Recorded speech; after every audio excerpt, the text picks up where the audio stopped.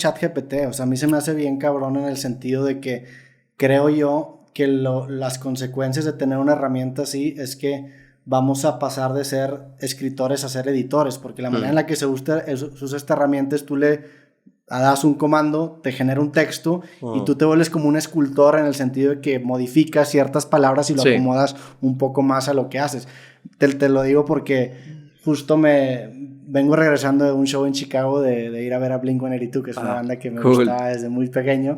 Y pues fue un camino nostálgico y andábamos buscando la posibilidad de cerrar una plática con ellos.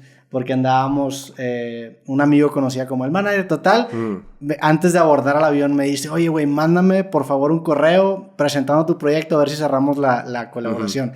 Y yo usé ChatGPT, le di de cuenta que todas las indicaciones que soy un podcast creativo en México, le puse como todas las pistas y me generó un texto muy bueno al punto en el que fue lo que acabé mandando. Entonces creo yo que a eso empezamos a migrar, a ser editores en lugar de escritores. Tienes razón.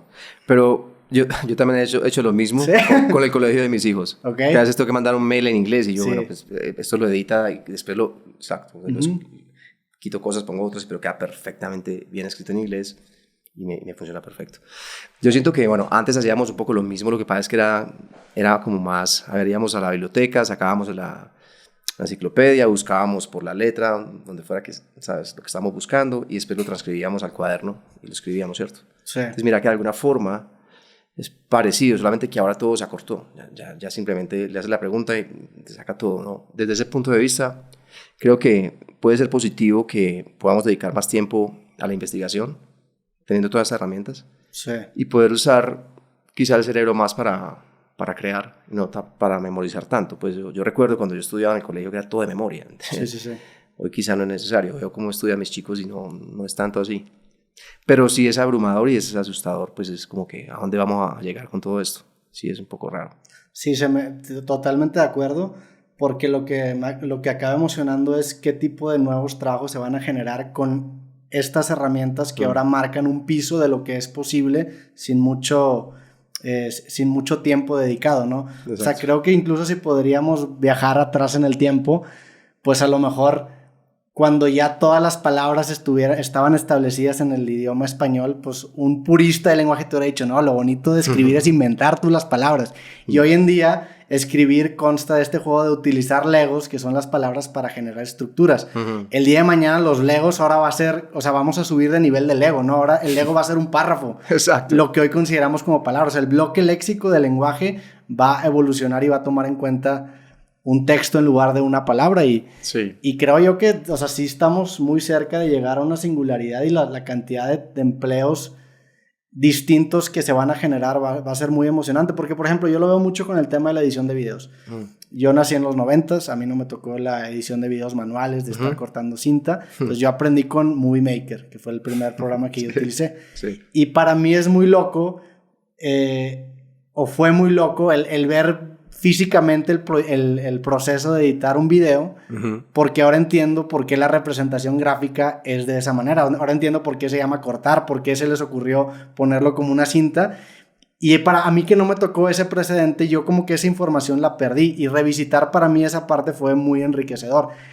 Creo yo que va a estar bien, creo yo que va a estar bien interesante, porque lo que hoy en día yo puedo hacer con un editor de video, a lo mejor hace 30, 40, 50 años necesitabas 3, 4 personas. Claro. Un operador de cámara, alguien que supiera exponer bien la cinta, alguien que supiera cortar y pegar. Entonces ahora con ese precedente que ya tenemos este software, yo soy un editor de video que es un concepto de trabajo que antes ni siquiera existía.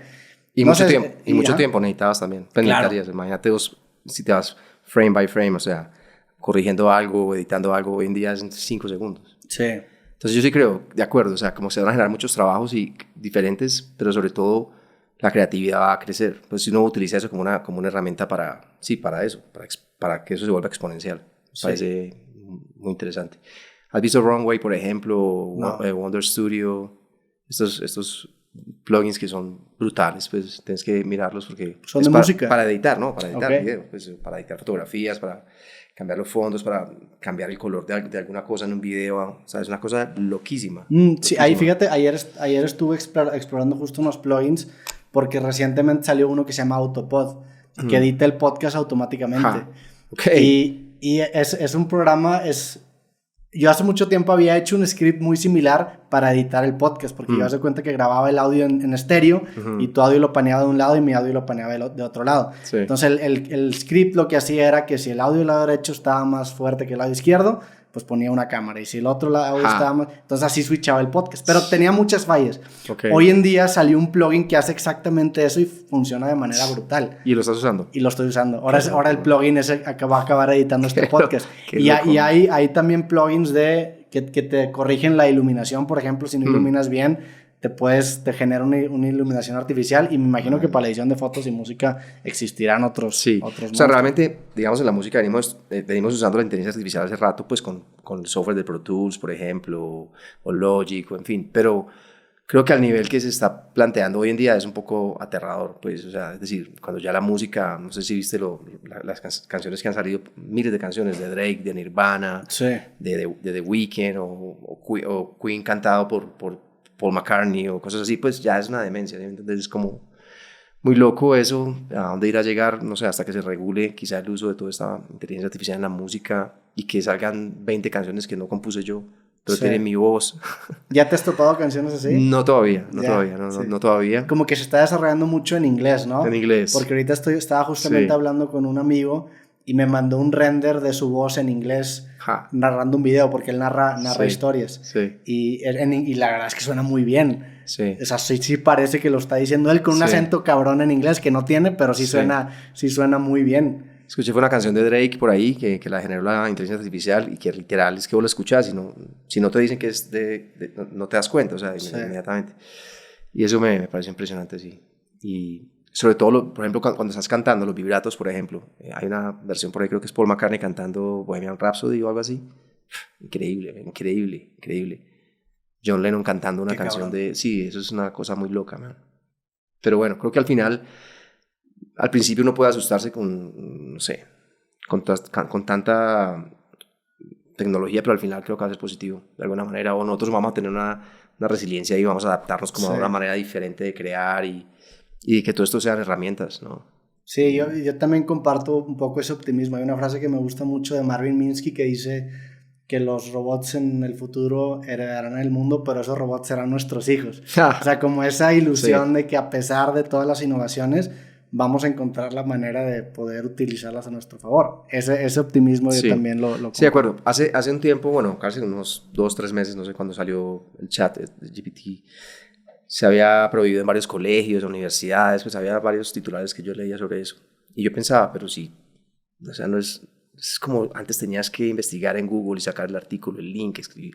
Esto es inmediato, ¿cierto? O sea, al final es lo mismo, es como acortar la distancia, pero lo que yo te decía, o sea, vas a poder investigar mucho más, porque vas a tener más tiempo para investigar y va a ser más rápido, y al final vas a poder desarrollar algo con más información, basado en más información, entonces me parece chévere. Pero también en el tema de la política o en el tema de los medios, de la información, va a ser demasiado... A mí es tenebroso.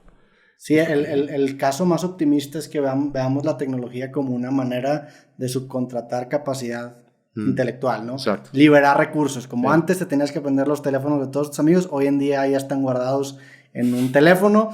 En teoría deberíamos tener más recursos a nuestra disposición para pensar en otras cosas, claro, ¿no? En plantearnos mejores preguntas, claro, con supuestos un poco más... O alguien se habrá molestado cuando inventaron la rueda. No, pero la rueda, por favor, no. Sí, seguramente. ¿Cuántos trabajos habrá quitado la rueda? Yo qué vas a ver, no sé. No, y ahí, por ejemplo, pasó cuando...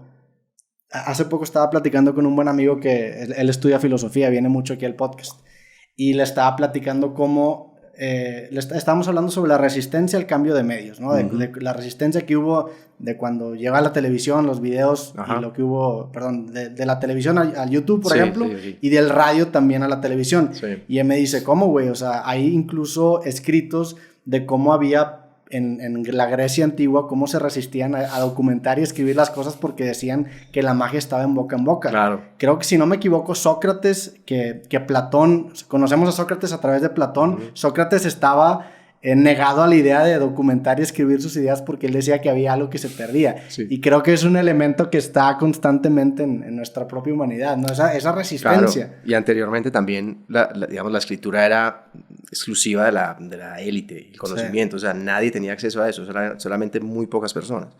Ahora, hoy en día, mira todo esto. O sea, es una cosa absolutamente demente. Es como esa línea, digamos, de evolución o de desarrollo tecnológico de los últimos, no sé, 30 años, 20 años, sí. Creo que un poquito más. Sí, de los 90s. Exponencial, pero una cosa miedosa, pues.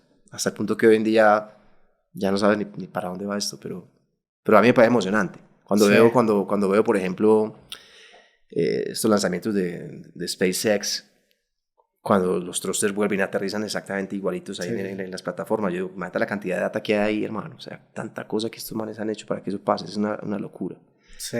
Eso me da como alguna esperanza y, bueno, sí, de alguna forma cierta angustia también, pero en el caso, por ejemplo, mío de la música, creo que, y el valor de volver a tocar el instrumento. Si hay tanta inteligencia artificial, pues hay que volver a tocar la guitarra y hay que volver a componer las canciones humanamente. Sí, pintar con broche en un mundo de pixeles es un acto de rebeldía, ¿no? De acuerdo, 100%. Sí, también digo, este progreso extremo tecnológico empieza en los 90s con los microtransistores.